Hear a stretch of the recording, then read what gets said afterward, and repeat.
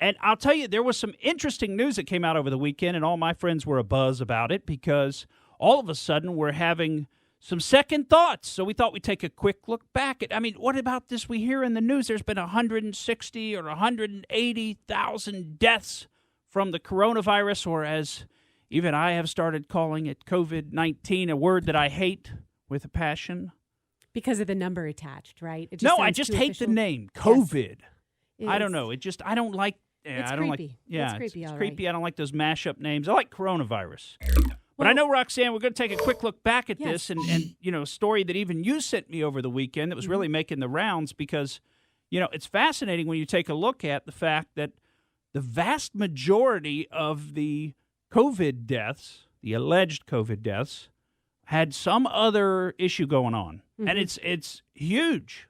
Well, this was a very quiet update from the CDC this week. I shouldn't say quiet, but they didn't come out and have a spokesperson that I'm aware of that was on any sort of news segment, and you don't see it as much in the mainstream media, but they showed that only 6% of the 161,000 cases actually perished just from having COVID and nothing else. Wow. And, of course, when you look further into that 6%, then you're really going to see the age discrepancy, and you're going to see that sad as it is, the much older population and infants as well. So round numbers. Round numbers, less than 10,000. Wow. So of all, and this is nationwide? Nationwide. This is this is not propaganda. This is not someone's opinion. This is go to the CDC website, pull it up, look at all the tables. You can see it breaks it down who had pneumonia, who had COVID with pneumonia, everything you could possibly want to know as far as statistics go. So the other 94%, not only did they have one other comorbidity factor, on average, they had 2.5 other comorbidity factors. Each person in that 94% category. Mm-hmm. 2.5 other factors, not just heart disease and COVID. And what is comorbidity? Does that mean something else that can also kill you? Mm-hmm. Yeah. So they already had, on average, they had 2.5, which obviously nobody has a half, but we're talking about an average here. Right. 2.5 other conditions that can kill you. Mm-hmm. Mm-hmm. Huh.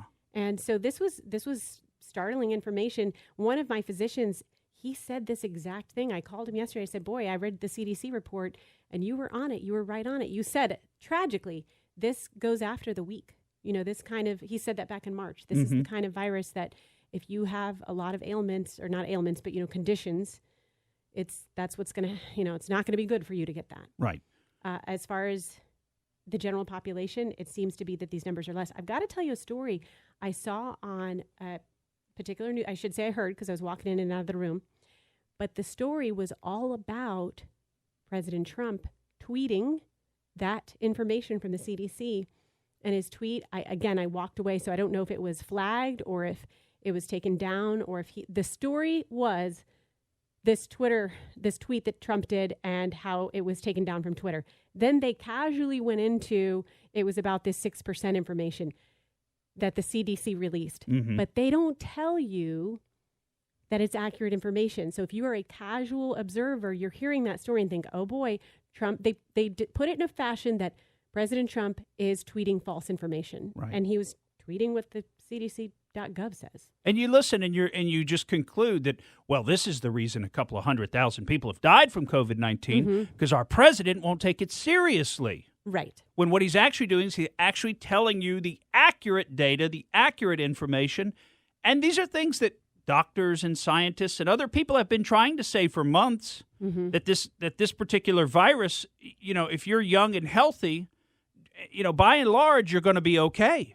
And in fact, most people that get it, because we look at the numbers off the testing, and it's 6 million cases I think we've had, right? Maybe 8 million. I don't honestly. I don't keep track of the numbers that closely because I'm over it, and I can see the trends in the numbers and the trends in deaths and everything else, and I can see that the coronavirus is on a huge downtrend. And I'm just ready. I'm just waiting for the rest of the world to catch up and we can get rid of wearing all these masks all the time. Thank you for listening to the Morgan Streetman Show.